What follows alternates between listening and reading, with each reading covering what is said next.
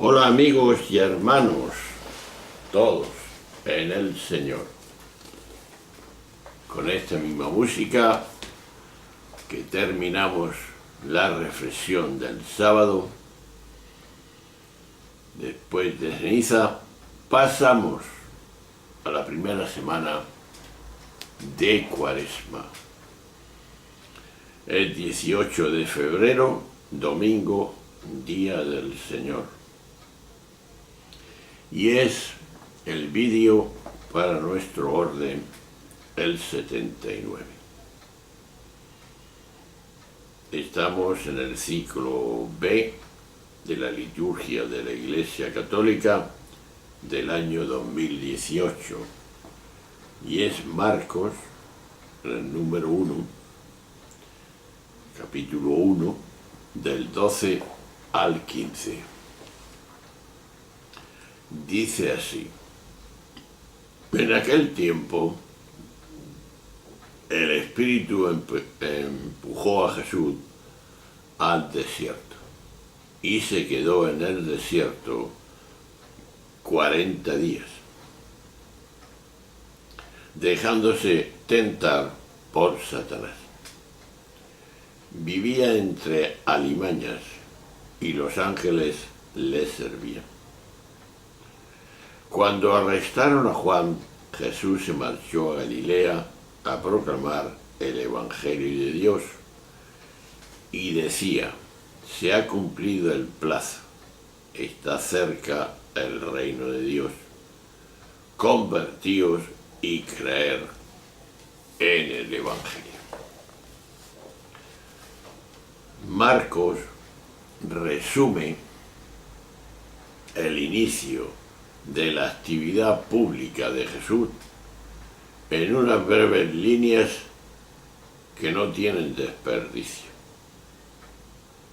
En ellas se condensan afirmaciones cargadas de contenido. Jesús se deja impulsar por el Espíritu. El Espíritu lo lleva al desierto, vive un periodo de prueba y experimenta la presencia de alimañas y de ángeles, y sintetiza el anuncio de lo que llama buena noticia, sabiduría de Dios o Evangelio de Dios. El anuncio es también categórico. La expresión "se ha cumplido el plazo" hace referencia a los tiempos mesiánicos. La cercanía de Dios no tiene que ver con lo espacial ni temporal, sino que es infinitamente más profunda. La conversión,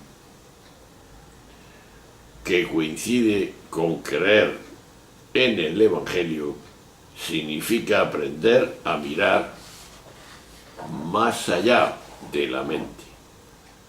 Ese es el significado de la metanoia, para poder ver en profundidad. No es posible desarrollar aquí uno de esos puntos por lo que se ciñó a uno de ellos. Jesús es el hombre que vive empujado por el Espíritu. Con un objetivo pedagógico podría decirse que hay dos modos de situarse y de vivir según quien sea el que empuja en nuestra vida: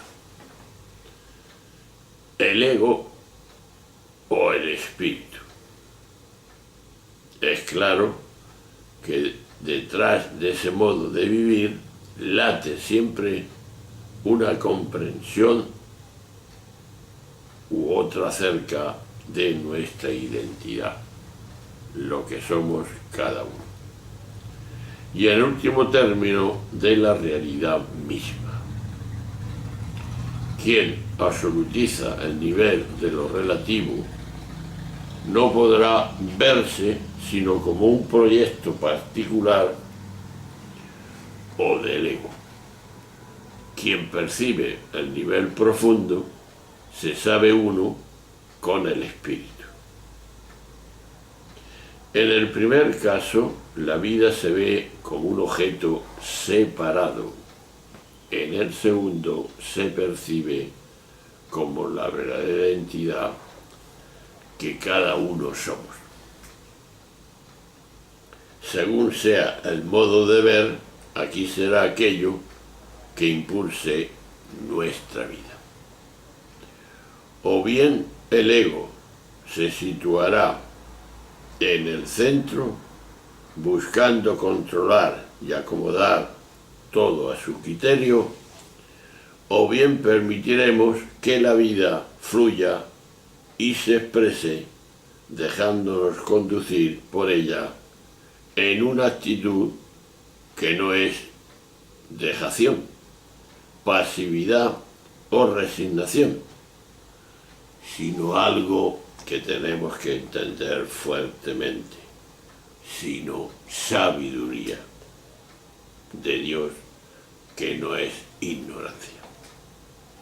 La vida es maestra y yo estoy aquí para aprender a ajustarme a ella. Y es entonces al ajustarme cuando se produce la revelación.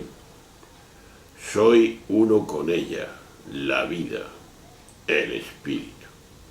En el nivel de lo relativo seguirá apareciendo alimañas y ángeles. La realidad se seguirá manifestando en su doble cara, pero nada de ello nos afectará decididamente, decisivamente, porque lo que somos no puede ser nunca dañado. De aquí surge una pregunta: ¿desde dónde me vivo? ¿Qué me impulsa a vivir en ello? Ahí está la gran pregunta. Porque lo primero que se dice de Jesús en cuanto fue bautizado por Juan es que el Espíritu lo impulsaba. Jesús fue un hombre llevado por el Espíritu, no por otros intereses y apetencias. Pero ¿a dónde le llevó el Espíritu? Pues al desierto. El desierto era, en aquel tiempo, ruptura con el sistema de vida y de sociedad en que se vivía. En el Egipto de los faraones, a eso se le llamaba anocheresis, un fenómeno que se producía entre personas desarraigadas, deudores que no tenían resuelta su situación económica ante la hacienda pública, descontentos con el orden social imperante. Como leemos en Palidio o Rufino, los primeros monjes eran en su gran mayoría personas ignorantes, esclavos e incluso individuos desarraigados, a los que bien podría llamársele hoy en nuestro lenguaje cabezas rotas. Con tales gentes se asimiló Jesús para empezar su ministerio público. El breve relato de Marcos da pie a pensar en todo esto, aunque lo más probable es que este relato no es histórico, sino que expresa simbólicamente lo que significa para nosotros Jesús de Nazaret. Y es que Jesús ha sido decisivo en la historia de la humanidad.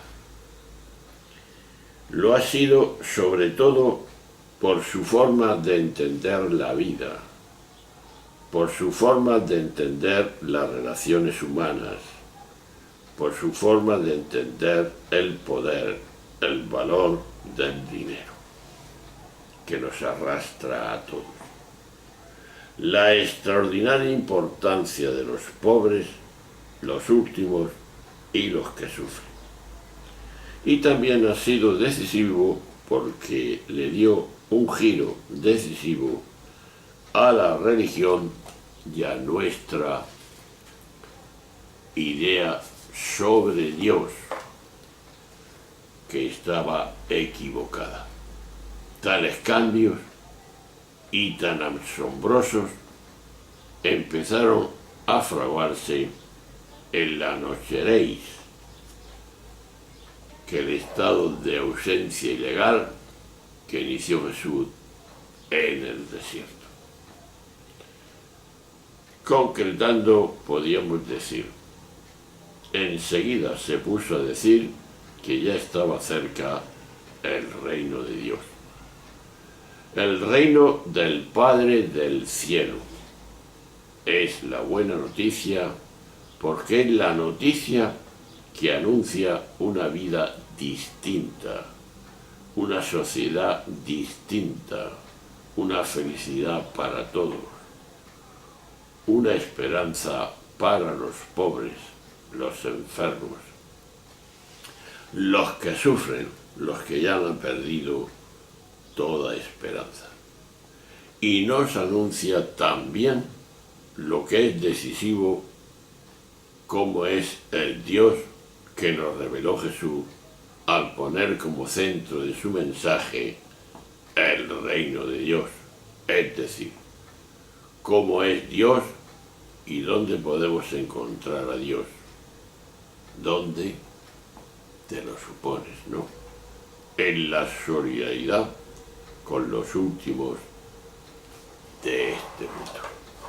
Y no hay otro camino. Si lo hacemos, daremos testimonio de la gran noticia. Por eso la pregunta iba directamente en esta dirección. ¿Desde dónde vivo y qué me impulsa a ello?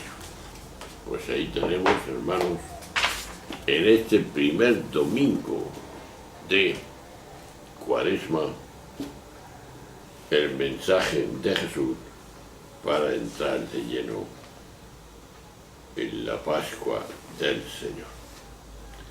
Hasta luego, hasta siempre, nos vemos.